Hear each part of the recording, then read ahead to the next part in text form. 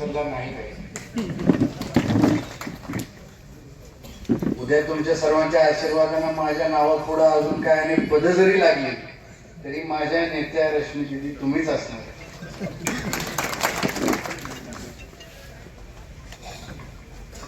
करमाळा तालुक्याचे भाग्यविधाते आणि आपणा सर्वांचे दैवत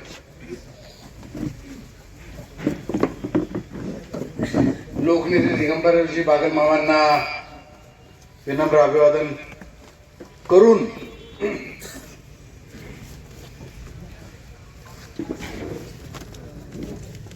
महाराष्ट्राच्या जडणघडणीसाठी स्वराज्यासाठी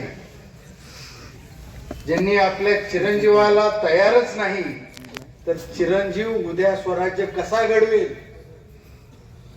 हे संस्कार आणि शिकवण ज्यांनी दिली ते आदरणीय मासाहेब जिजाऊ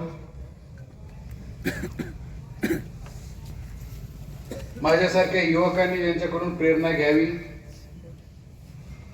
संपूर्ण भारत देशामध्ये एक वेगळी चळवळ उभारण्यात आणि शिक्षणाचं महत्त्व पटवण्यात जे यशस्वी ठरले आणि ज्यांच्याकडे पाहून अजून सुद्धा माझ्यासारखे युवक वाटचाल करतात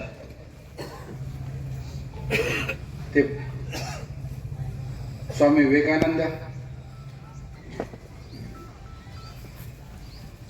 पुरुषांना महामेरूंना विनम्र असं अभिवादन करून व्यासपीठावर उपस्थित असणाऱ्या आपल्या सर्वांच्या नेत्या भाजपा महिला प्रदेश उपाध्यक्ष आदरणीय रश्मी दीदी बागल, विद्या विकास मंडळाचे सर्वे सर्वा आमचे मार्गदर्शक आदरणीय विलासरावजी गुंबळे सर ज्यांच्या अध्यक्षतेखाली आजचा कार्यक्रम पार पडतोय ते या तालुक्याचे माजी उपसभापती आदरणीय बाळासाहेब मामा पाटील, ज्येष्ठ पितृतुल्य आदरणीय साहेबरावजी रोकडे चेअरमन,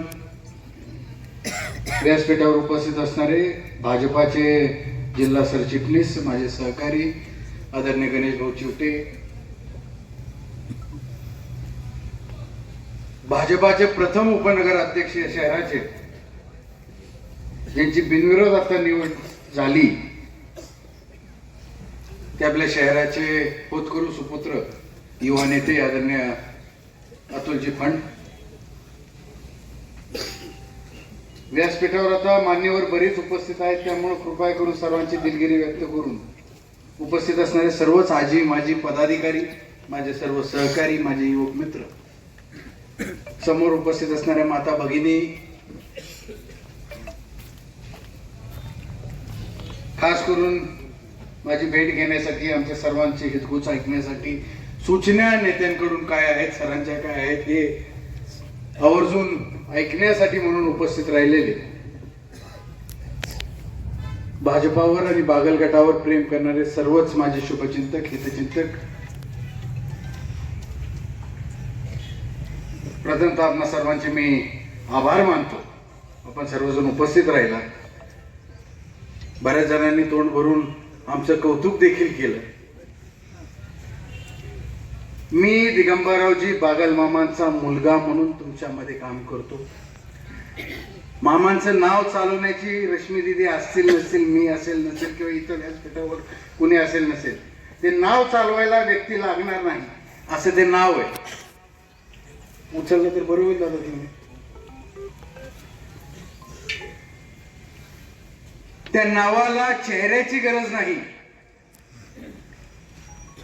फक्त आपली माणसं पोरकी राहू नयेत. आपल्या माणसांनी कोणाकडे जर बघावं, आपल्या माणसांची जी आशा आहे, मामांच्या ज्या अपेक्षा होत्या, जे अर्धवट स्वप्न होते, त्याला कुठंतरी चालना देण्यासाठी म्हणून आज रश्मी दीदींनी माझ्यासारख्या कार्यकर्त्यांनी गुंबळे सरांनी आम्ही हा वसा उचलला.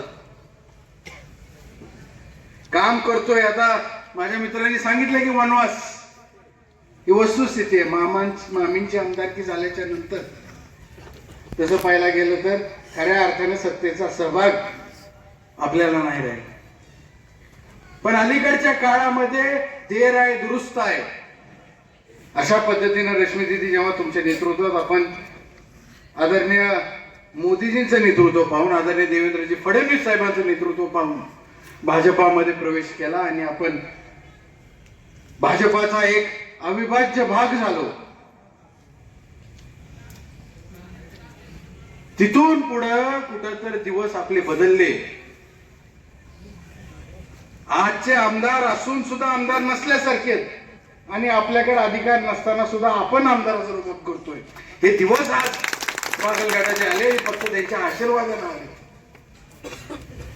आज रश्मी दिदी मंत्री पदाचा दर्जा असल्यासारखं संपूर्ण महाराष्ट्रामध्ये, महाराष्ट्रातच नाही तर भारत देशामध्ये दौरे करतायत.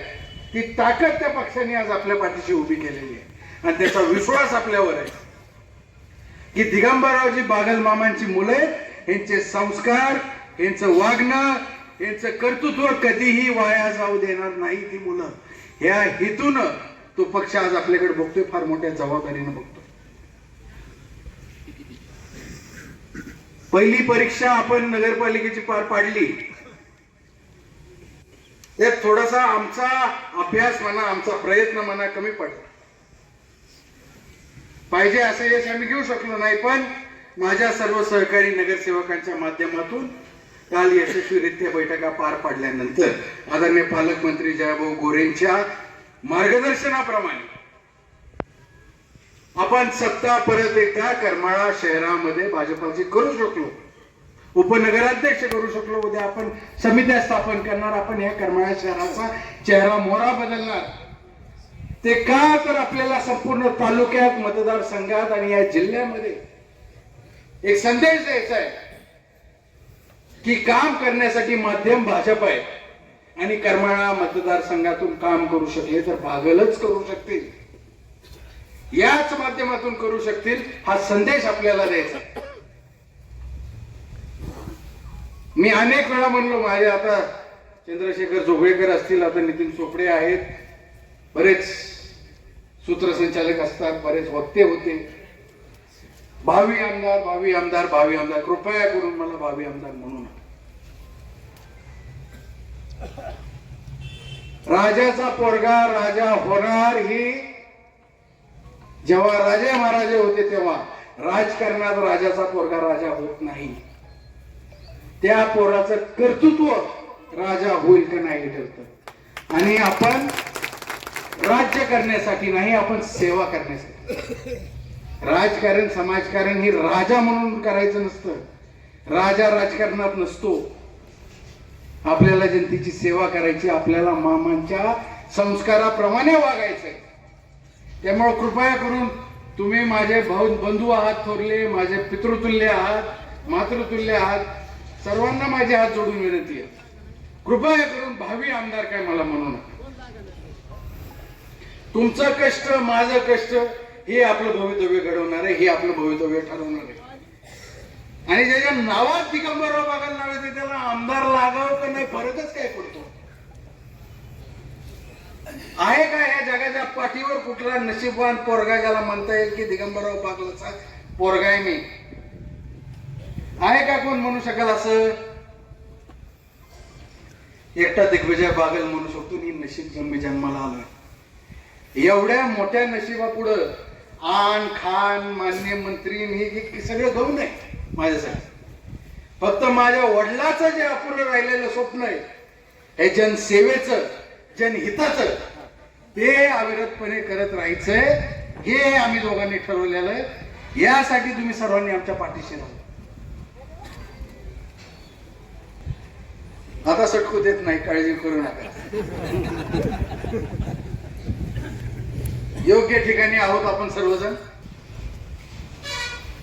औचित्य वाढदिवसाचं होतं, निमित्त वाढदिवसाचं होतं, आठवलं म्हणून परत एकदा माझ्या 28व्या वाढदिवसाच्या वतीनं आपण सर्वजण उपस्थित राहिला, शुभेच्छा दिल्या, याबद्दल आपल्या सर्वांचे मी भरभरून आभार मानतो. बरं गेले डोले होते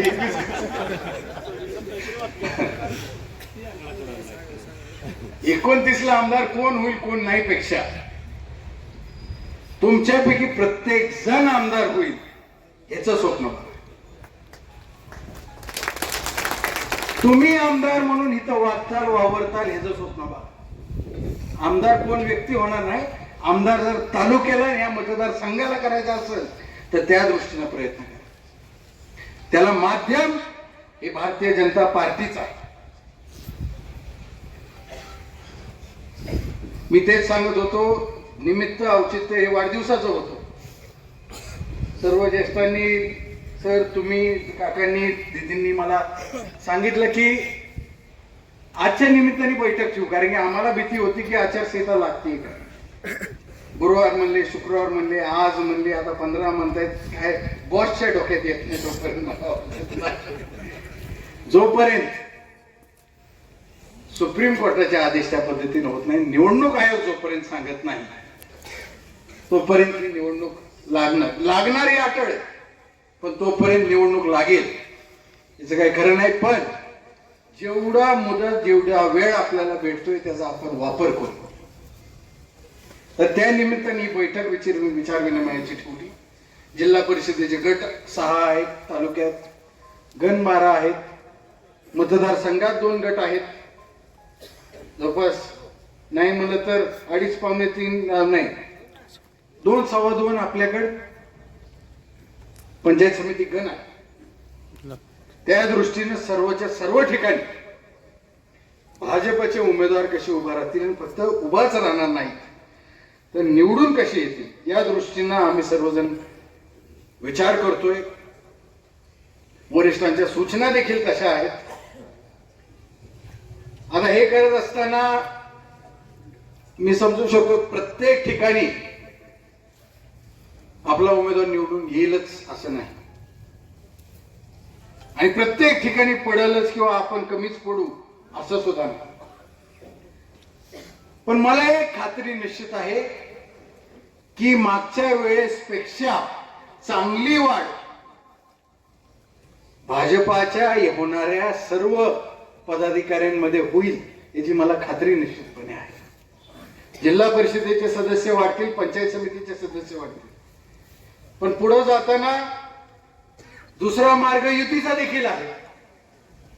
काही जणांचं म्हणणं आहे की आमदारांची युती करावी, काही जणांचं म्हणणं आहे की माझी आमदारांची युती करावी, काही जणांचं म्हणणं आहे की एकला चालू रे.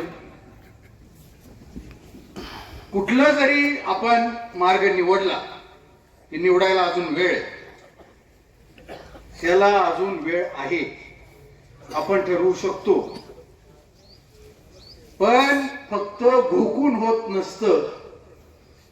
तुमच्या हातात जेवढा वेळ आहे, तुम्हाला जेवढं शक्य आहे त्या पद्धतीनं आपापल्या परीनं आपण प्रयत्न करत राहिलं पाहिजे.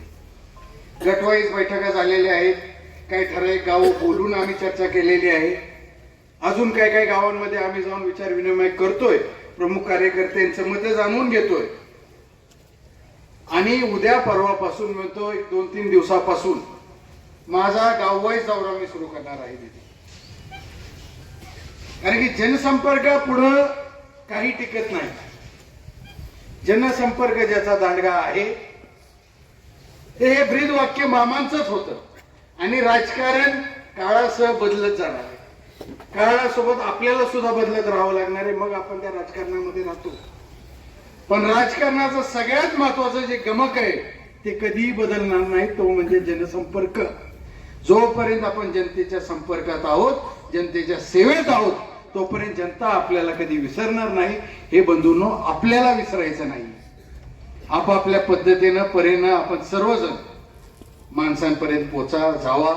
मी देखील गाववाईज बैठक घेतो, प्रत्येक गावागावामध्ये जाऊ आणि तदनंतर ज्या वेळेला आपल्याला योग्य वाटेल, ज्या मार्गाने आपल्याला योग्य वाटेल त्याचा आपण साधक बाधक विचार करून, चालूचा भविष्याचा सर्वार्थाने विचार करून निश्चितपणे योग्य निर्णय घेऊ असा विश्वास मी तुम्हा सर्वांना आजच्या निमित्ताने देतो.